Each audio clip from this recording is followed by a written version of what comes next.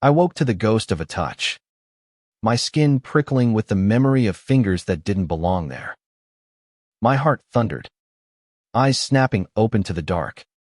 But the room was still too still. Ethan, my roommate, was asleep across the dorm, his breathing steady, as if nothing had happened. I lay frozen, staring at the ceiling of our cramped Boston University dorm, the events of the night clawing at my mind. It was 2 a.m., and the weight of what I'd felt or thought I'd felt pressed against my chest like a stone.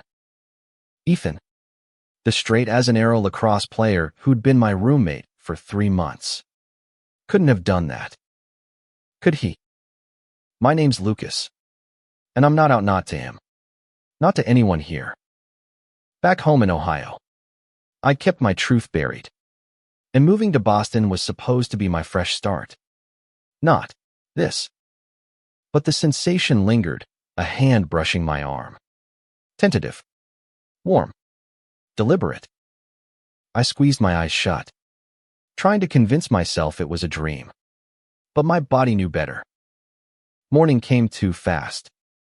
Ethan was already up, tossing a lacrosse ball against the wall, his blonde hair messy from sleep.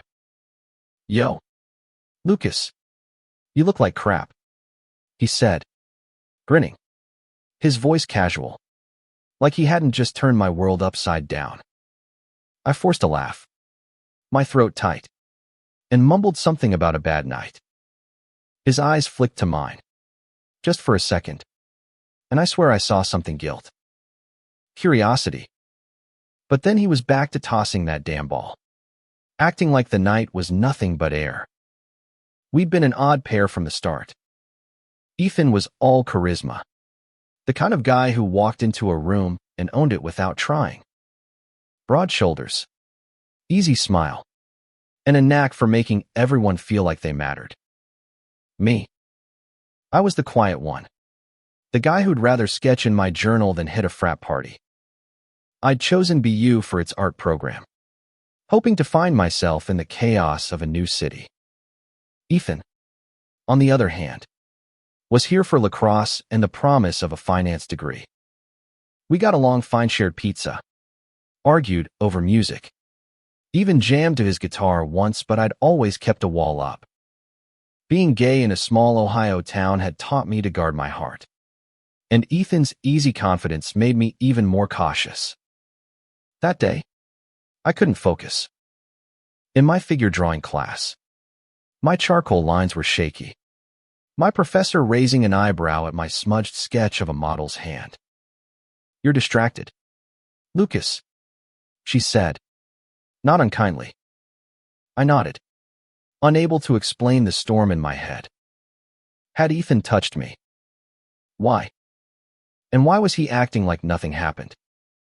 By lunch, I was spiraling, replaying every moment of the night. I sat alone in the dining hall, poking at a sandwich, when Ethan slid into the seat across from me. "Bro, you good?" he asked, stealing a fry from my plate. His tone was light, but his eyes lingered too long, searching. I wanted to confront him, to demand answers, but the words stuck. Instead, I shrugged and said, "Just tired." He nodded, but the air between us crackled with something unspoken. For the first time, I noticed the way his jaw tightened when he looked at me, like he was holding something back. Back in the dorm, I tried to act normal, but every glance felt loaded. Ethan sprawled on his bed, scrolling through his phone, while I pretended to read. My journal lay open on my desk, a half-finished sketch of a city skyline staring back at me. I wanted to write it down, what had happened, what I felt, but putting it on paper would make it real. Instead, I watched him. He laughed at something on his phone, and I hated how normal he seemed, how untouched by whatever had shifted in me. That night, I couldn't sleep. I kept my eyes half open, tracking the shadows, waiting for anything to confirm I wasn't losing it. Ethan's bed creaked as he shifted, and my pulse spiked.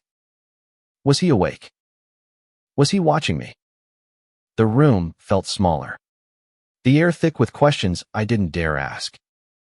I thought about home, about the preacher who'd called people like me broken, about the way my dad's silence had cut deeper than words.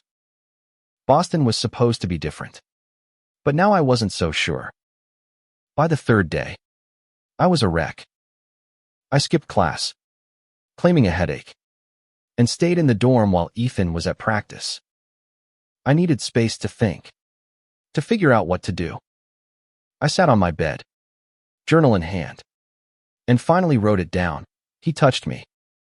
I felt it. Why won't he say anything? The words looked stark on the page. Accusing. I tore the page out, crumpled it, and shoved it under my mattress. But writing it hadn't helped. It only made the questions louder. When Ethan came back, sweaty from practice, he dropped his gear and looked at me. "You're acting weird, man," he said, not unkindly. "What's up?" My heart pounded. This was my chance.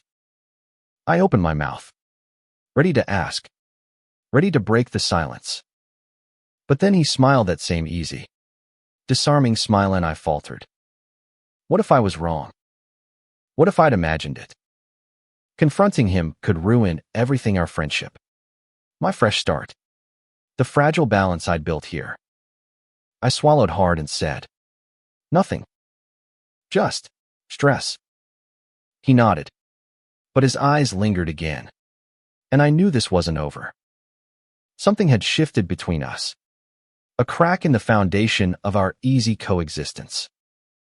I didn't know what Ethan was hiding, but I knew one thing: I couldn't keep pretending nothing had happened. Not when my heart was racing every time he looked at me. Not when the ghost of his touch still burned on my skin. The next week was a tightrope walk. Every interaction with Ethan felt like a test I didn't know the rules for. He was still the same, cracking jokes, blasting his indie rock playlist, tossing that lacrosse ball, but I couldn't shake the feeling that something was off, like a song played in the wrong key. I started avoiding him. I'd leave for class early, linger in the library until late, anything to dodge the dorm. But Ethan noticed. "You ghosting me or what?" he asked one evening, leaning against the doorframe as I packed my sketchbook. His tone was playful, but his eyes were sharp, like he was trying to read me. I mumbled an excuse about a group project and bolted, my chest tight with guilt and fear. I wasn't ready to face him, not when I couldn't trust my own memory. In the library, I found a quiet corner and tried to lose myself in my sketches. I drew Ethan without meaning: Tohi's jawline, the way his hair fell over his eyes when he laughed. I hated how much space he took up in my head. I'd always known I was attracted to guys, but I'd buried it deep, locked it away where it couldn't hurt me. Ethan was making that impossible. His touch, if it had happened, had cracked open something I wasn't ready to face. One night, I came back late and found him strumming his guitar, the notes soft and mournful. He looked up, and for a moment, the mask was gone. "You're avoiding me," he said, not a question. I froze, my bag slipping off my shoulder. "I'm not." I lied, but my voice betrayed me, shaky and thin. He set the guitar down, his expression unreadable. "If I did something, just say it, Lucas." My stomach dropped. This was the moment to call him out, to ask about that night. But the words wouldn't come. Instead, I shrugged and said, "It's fine. Just busy." He didn't push, but the air was heavy with things unsaid. The next day, I saw him with his lacrosse teammates, laughing in the quad. He looked so at ease, so untouchable, while I was unraveling. I wondered if he'd told them anything, if he'd laughed about me, about what he'd done. The thought made my skin crawl. But worse was the part of me that didn't want to believe it. Ethan wasn't cruel, had been kind. Hadn't he? Helping me with stats homework. Sharing his coffee when I was dead tired. But kindness didn't erase what I'd felt. I started talking to Mia, a friend from my art class, about it, not the full truth, but enough. Roommate drama. I called it. Testing the waters. She leaned forward, her dark curls falling over her sketchpad. Sounds like he's messing with your head, she said. Guys like that popular. Confident they don't always get how their actions land. Her words hit hard. Was Ethan playing some kind of game? Or was I reading too much into it? Projecting my own confusion onto him? That night, I couldn't avoid him.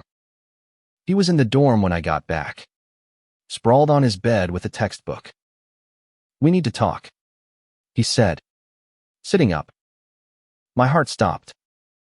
I nodded, sitting on my own bed, gripping the edge like it could anchor me. You've been weird, he said. If it's about rent or whatever, just tell me. Rent? I almost laughed. He was giving me an out, a way to keep the silence. But I couldn't take it. Did you? I started, my voice barely above a whisper. Did you touch me? That night. His face changed shock. Then something else. Something guarded. What are you talking about? He said. Too fast. My stomach twisted. He was lying. Or was he? Doubt crept in, gnawing at my certainty. I felt something. I pressed, my voice stronger now. On my arm. You were awake. Ethan's eyes widened. And for a second, I thought he'd admit it. But then he laughed. A sharp, nervous sound. Dude, you were dreaming. I didn't do anything. His words were firm, but his hands were shaking as he picked up his textbook. I wanted to push, to demand the truth. But the fear of being wrong, off ruining everything, held me back. After that, the dorm felt like a minefield. Every conversation was careful, every glance loaded.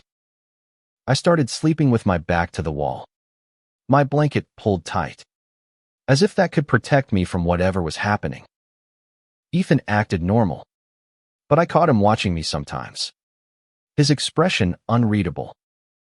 It was driving me crazy, the not knowing. The tension.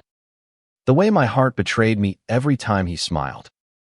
By the end of the week, I was done. I couldn't keep living like this, second-guessing every moment. I needed answers, even if they hurt. I waited until he was back from practice, his hair damp from a shower, and said, "We're not done talking about that night." His face paled, but he didn't look away. For the first time, I saw fear in his eyes, and it shook me. Maybe I wasn't the only one hiding something. The dorm was suffocating, the air thick with the weight of my accusation.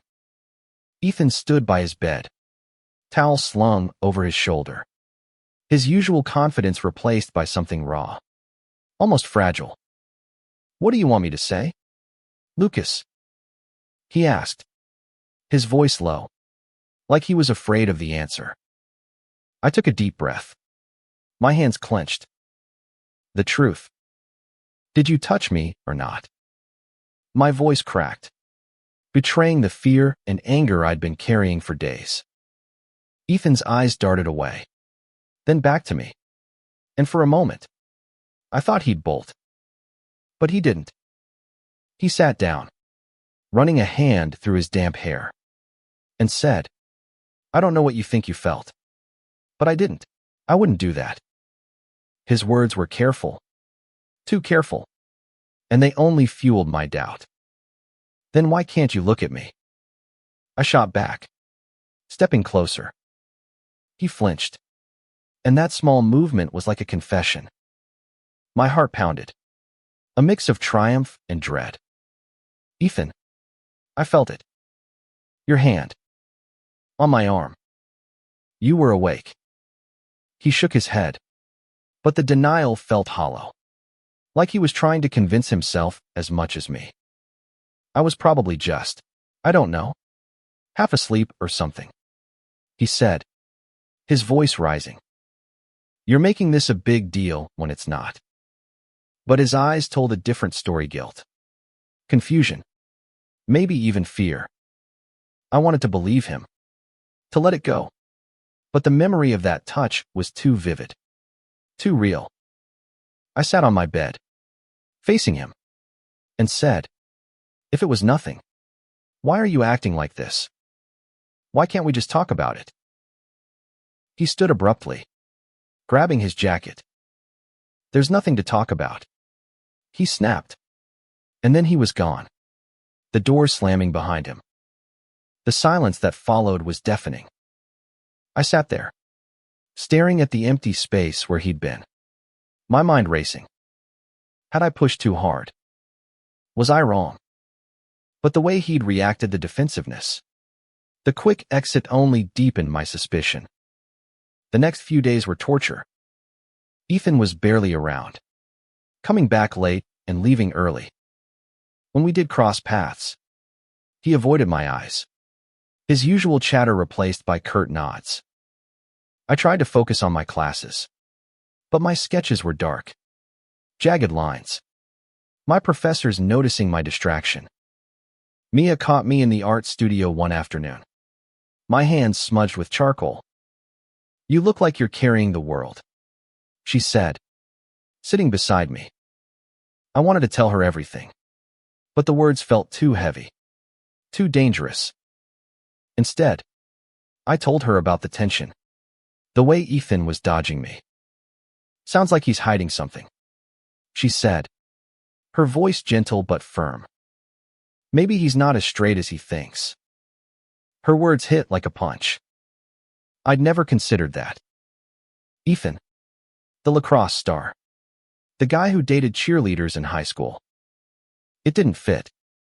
But then I remembered the way his hand had lingered in my memory, the way his eyes sometimes held mine too long. Was it possible? That night, I found his journal. It was an accident. I was looking for a pen on his desk, and there it was, tucked under a pile of textbooks. I knew I shouldn't, but my hands moved before my brain caught up. The pages were filled with his messy scrawl, song lyrics mostly. But one entry stopped me cold. "I don't know what I'm doing. He's in my head, and I can't stop. What's wrong with me?" No names, no specifics, but my pulse raced. Was this about me? I closed the journal, guilt washing over me. I'd crossed a line, but the words stayed with me, burning. When Ethan came back, I was sitting on my bed, pretending to read. He looked exhausted, dark circles under his eyes.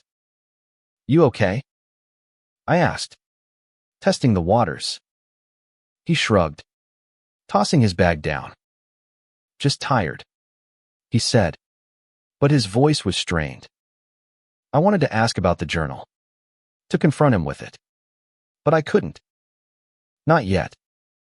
Instead, I tried to rebuild the bridge between us. "Want to grab pizza?" I asked, keeping my tone light. He hesitated, then nodded. We walked to the corner pizzeria, the cold Boston air biting at our faces. For a while, it felt almost normal, him joking about his coach, me teasing him about his terrible taste in toppings. But under the surface, the tension was still there, a current pulling us towards something neither of us was ready to name.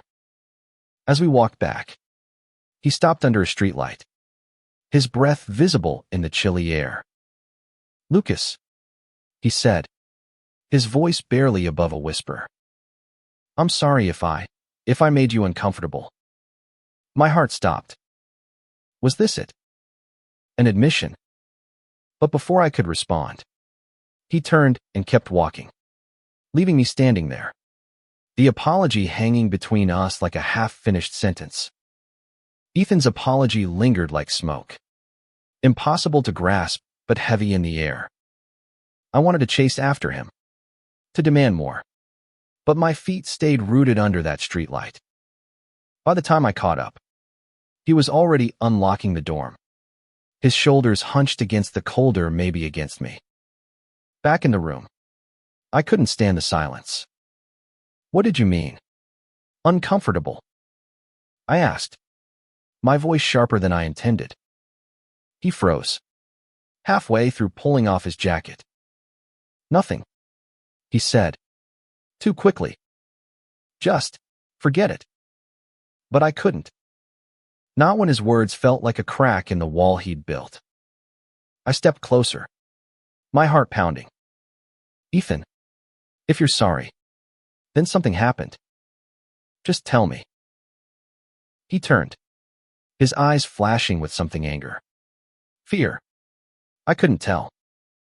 You're obsessed with this, aren't you? He said, his voice rising. I told you. It was nothing. You're blowing this out of proportion. His words stung, but his hands were shaking again, betraying him. I wanted to scream, to shake him until the truth spilled out. But instead, I backed off. Fine, I said, my voice cold. If it's nothing, then stop acting like it's something. The rest of the night was a standoff. He buried himself in his phone, and I sketched furiously, my pencil digging into the paper.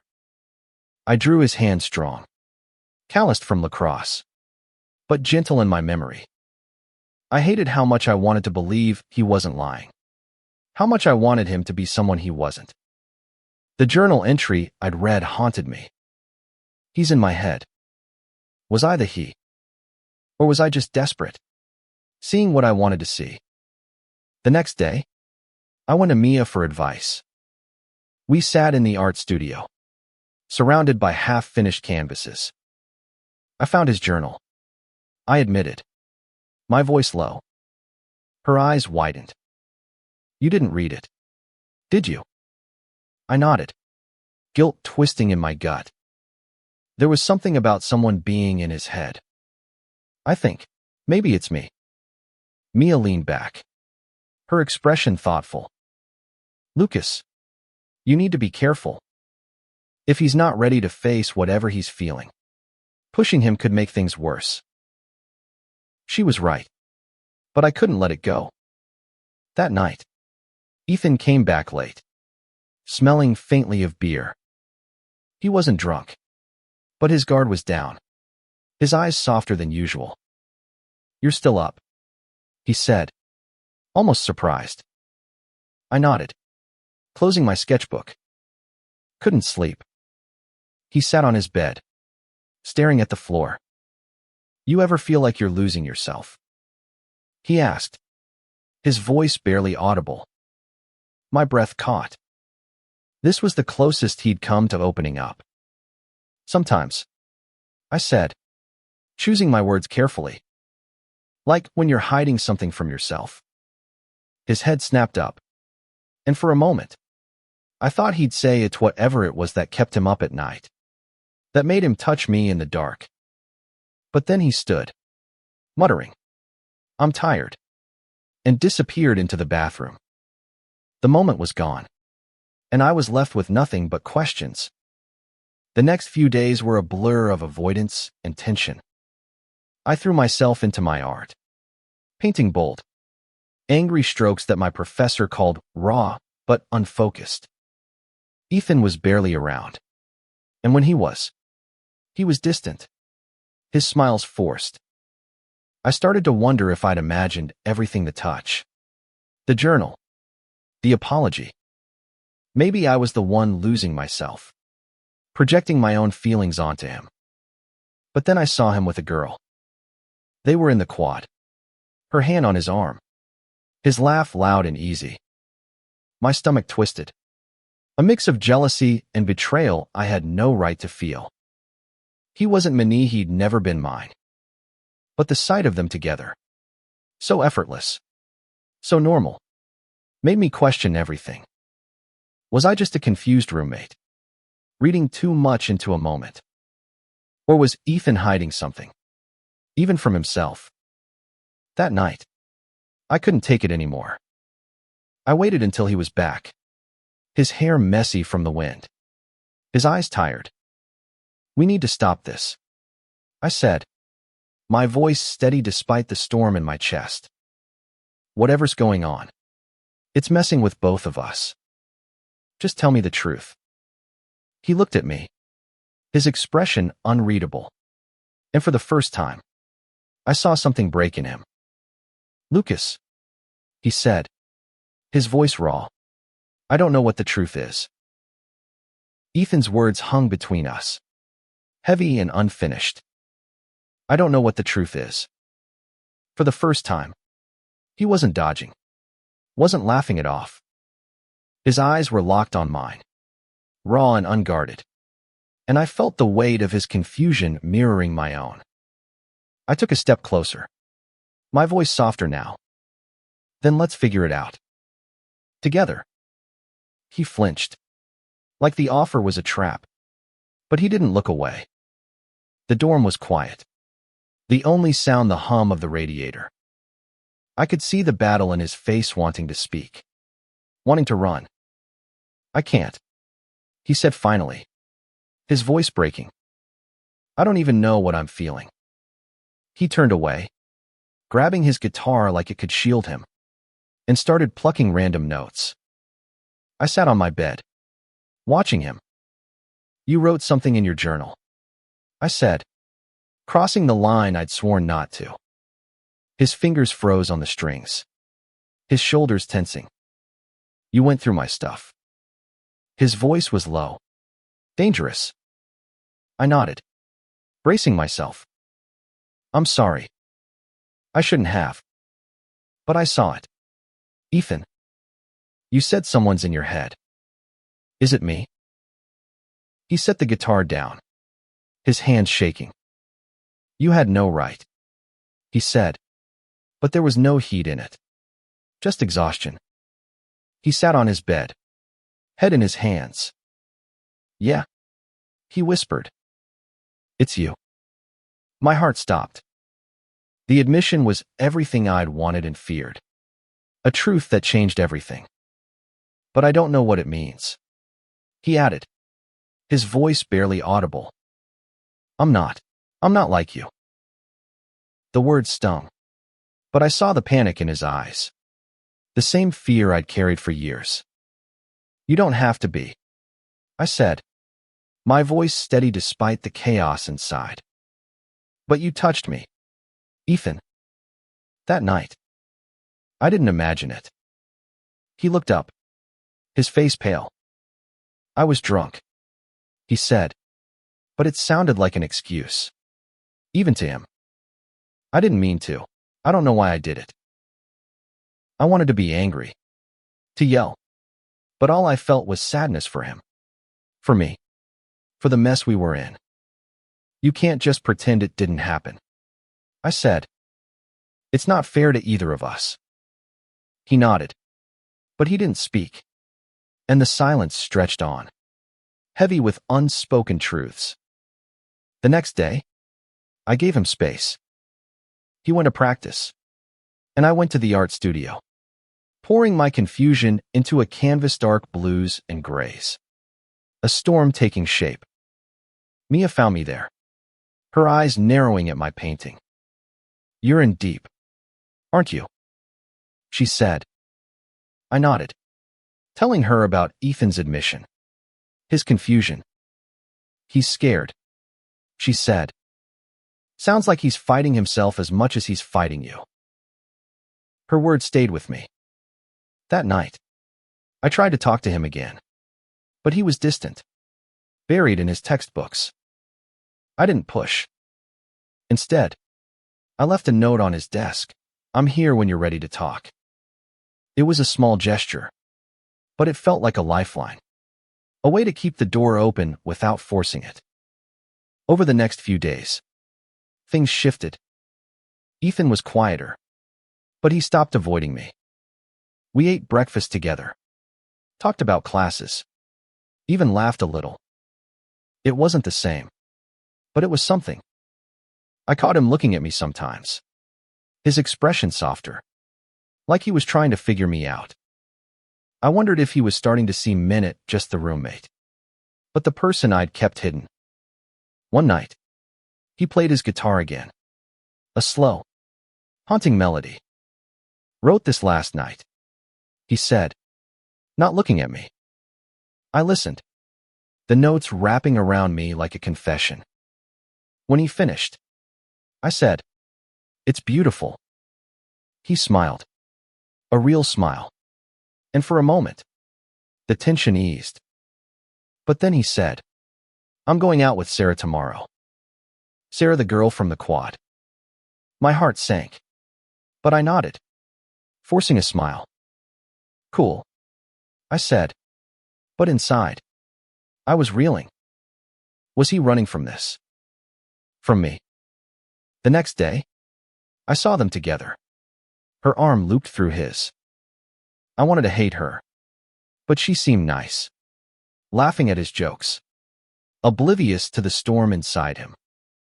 I went back to the dorm, my chest tight, and opened my journal. I wrote, "He's choosing her because it's easier. But I can't let him go. Not yet." The words felt like a vow, a promise to keep fighting for the truth, even if it broke us both. Seeing Ethan with Sarah was like a knife twisting in my chest, but I refused to let it show. I threw myself into my art, spending hours in the studio, my canvases growing darker, more chaotic. My professor called my work visceral, but all I could see was my own heart spilling onto the canvas. Ethan was different now, still friendly, but guarded, like he was building a wall brick by brick. He'd come back from dates with Sarah, talking about her with forced enthusiasm, but his eyes would drift to me, lingering with something I couldn't name. I wanted to shake him, to make him admit what he was running from. But Mia's warning echoed in my head. Pushing him could make things worse. One night, I couldn't take it anymore. He was strumming his guitar, the same mournful melody, and I snapped. "Why are you doing this?" I asked, my voice cutting through the music.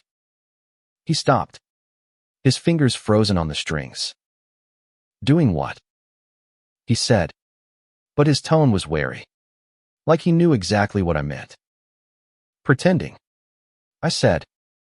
"With Sarah. With me. You're not happy, Ethan. I can see it." He set the guitar down, his jaw tight. "You don't know what you're talking about," he said, but his voice shook. I stood, closing the distance between us. "Then tell me. Tell me why you touched me. Tell me why you wrote about me in your journal." His eyes widened, and for a moment, I thought he'd lash out. But instead, he sank onto his bed, his head in his hands. "I don't know." "Okay," he said, his voice muffled. "I don't know what I want." I sat beside him, close but not touching, my heart pounding. "You don't have to know," I said softly. "But you can't keep running from it." He looked at me, his eyes red, and I saw the boy beneath the lacrosse star, the one who was just as lost as I was. "I'm scared," he whispered. I'm not supposed to feel like this." My chest ached for him, for the weight he was carrying. "It's okay to be scared," I said. "I've been scared my whole life. But hiding doesn't make it go away." He nodded, but he didn't speak, and I knew he wasn't ready, not yet. I stood, giving him space. But before I turned away, I said, "I'm not going anywhere, Ethan. When you're ready, I'm here." The next few days were fragile. like walking on glass. Ethan was quieter, but he stopped pulling away. He'd sit closer when we watched movies, his knee brushing mine, and I'd catch him smiling at me, small and hesitant. It wasn't much, but it was enough to keep me hoping. I started painting again, lighter colors this time, a canvas of soft blues and golds, like the sky at dusk. Mia noticed the change. "You're falling for him, aren't you?" she said, her voice gentle. I didn't deny it. One evening, Ethan came back early from a date with Sarah, his expression stormy. "It's over," he said, tossing his jacket on the bed. She knew something was off. Called me out on it. My heart leaped, but I kept my voice steady. "What happened?" He sat beside me, closer than usual, his shoulder brushing mine. "I couldn't stop thinking about you," he said, his voice barely above a whisper. "Even when I was with her." I froze, my breath catching. "Ethan," I started, but he cut me off. "Don't. Not yet. I need time." I nodded, my heart racing, but I respected his boundaries. For the first time, I felt like we were on the same page, even if we didn't know what the next one held. That night, I lay awake, listening to his steady breathing across the room. The ghost of his touch didn't haunt me, Anna Marie. It felt like a promise now, a possibility. I didn't know where this was going, but I knew one thing: I was falling for him, and I couldn't stop, not even if it broke my heart. The dorm felt different now, like the air had shifted, charged with possibility. Ethan's admission that he couldn't stop thinking about Ma hung between us, unspoken but ever present. We didn't talk about it, but the distance between us was shrinking, replaced by small, tentative moments, his hand brushing mine when he passed me a coffee, his laugh softer when we talked late into the night. I was careful, giving him space to process, but it wasn't easy. Every glance, every accidental touch, set my heart racing. I painted more, my canvases alive with color swirls of gold and blue, like the hope I was afraid to name. Mia saw it, teasing me in the studio. "You're glowing, Lucas," she said, smirking. "Love looks good on you." I rolled my eyes, but I couldn't deny it. I was falling hard, and it terrified me. Ethan was changing too. He stopped hiding behind his lacrosse star persona, letting me see the quieter side of him, the one who wrote poetry in his journal, who played his guitar when he thought I wasn't listening. One night, he played a song he'd written, his voice low and raw. "It's about you," he said after, not meeting my eyes. My breath caught, but I didn't push. I just nodded, letting the moment linger. But the fear was still there, lurking in the background. I knew what it was like to hide who you are, to live in the shadows of other people's expectations.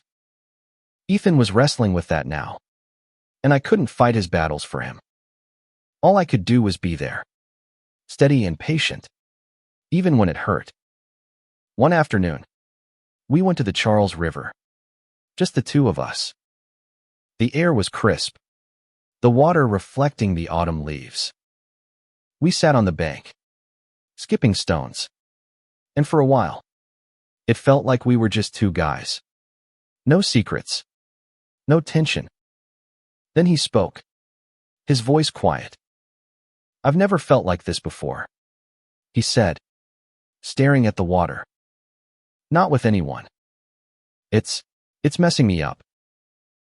I turned to him, my heart pounding. "It's okay to feel messed up," I said. "It means you're figuring it out." He looked at me then, his eyes searching mine, and I saw the boy I'd fallen for, the one who was brave enough to face his truth, even if it scared him. "What if I can't?" He asked, "What if I'm not enough?"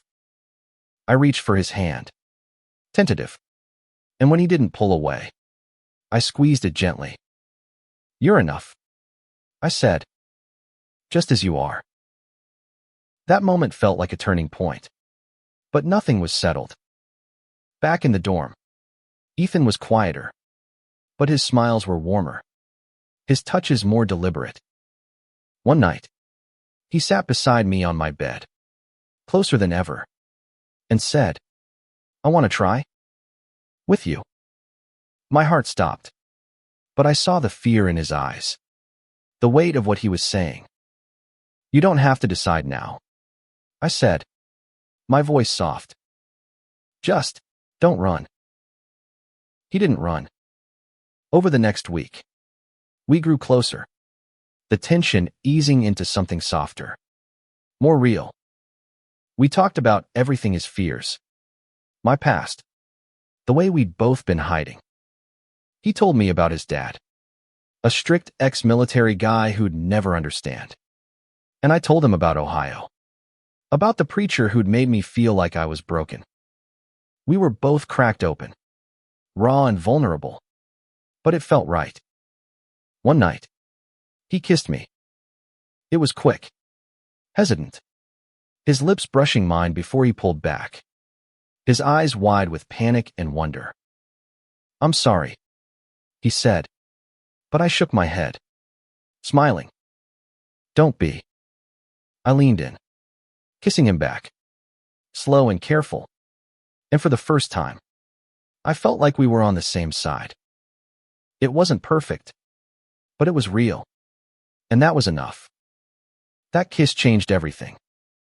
It was a spark, a beginning, but it didn't erase the fear or the questions. Ethan and I were navigating uncharted territory, and every step felt like it could make or break us. We didn't talk about the kiss the next day, but the air was different, lighter, charged with possibility. Ethan was nervous, his usual confidence replaced by a quiet intensity. He'd catch my eye and smile, small and secret, and my heart would leap.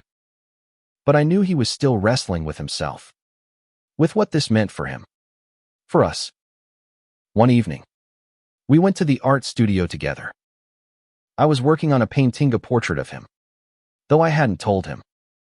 He watched me, his expression soft, and said, "You make everything look alive." I blushed, brushing paint from my hands. "You're not so bad yourself," I teased, and he laughed, the sound warm and real. For a moment, it was just us. No past, no fear, just two people finding each other. But the world wasn't as kind. One of Ethan's teammates saw us in the quad, our hands brushing as we walked. The guy's eyes narrowed. And later, Ethan told me he'd gotten questions at practice.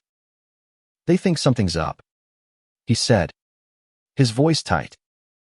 I saw the panic in his eyes, the fear of being seen. "What did you say?" I asked, my stomach twisting. He shrugged, looking away. "Told them we're just friends." The word stung, but I understood. He wasn't ready, not for the world. Not yet. I took his hand, squeezing it. "It's okay," I said. "We'll figure it out together."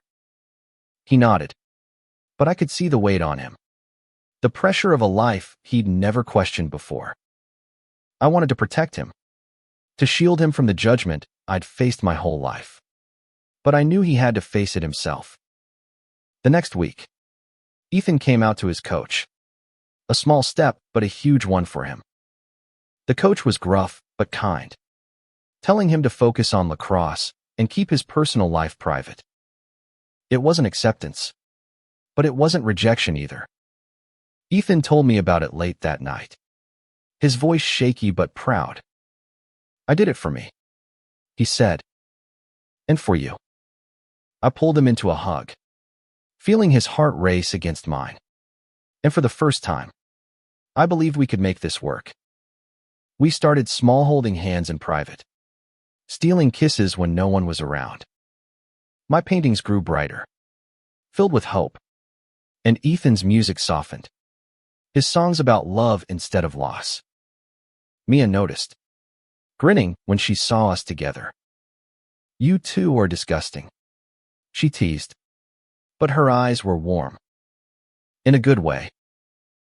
The semester ended, and we decided to stay in Boston over break. Just the two of us. One night, we sat on the dorm roof, the city lights sprawling below us. Ethan took my hand, his grip firm. "I was so scared," he said, his voice low. "That night, when I touched you, I didn't know what I was doing, but I knew I couldn't stop." I leaned against him, my heart full. "I'm glad you didn't." He kissed me then, slow and sure, and I felt the world shift. We weren't perfect, and the road ahead would be hard as family. My past, the world's judgment, but we were together. And that was enough. I thought about Ohio, about the boy who'd hidden himself for so long, and I realized I wasn't that boy anymore. Ethan had helped me find myself, just as I'd helped him find his truth.